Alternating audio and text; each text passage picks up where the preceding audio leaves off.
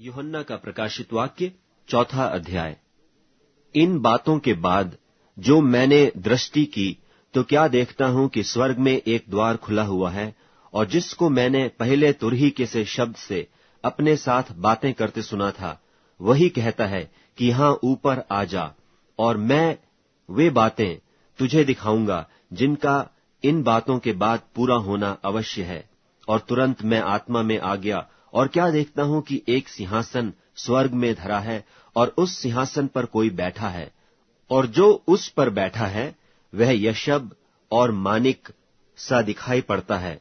और उस सिंहासन के चारों ओर मरकत सा एक मेघ धनुष दिखाई देता है, और उस सिंहासन के चारों ओर 24 सिंहासन हैं, और इन सिंहासनों पर 24 प्राचीन श्वेत वस्त्र पहने हुए बैठे हैं, और उनके सिरों पर सोने के मुकुट हैं।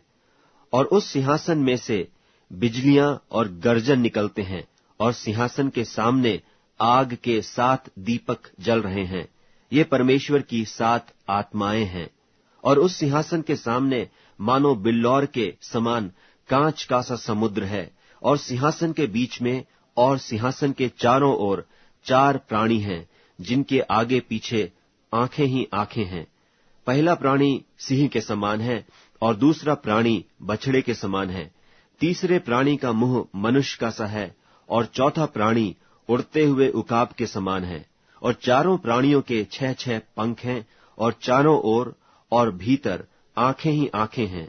और वे रात दिन बिना विश्राम लिए यह कहते रहते हैं कि पवित्र पवित्र पवित्र प्रभु परमेश्वर सर्वशक्तिमान, जो था और जो है और जो आने वाला है।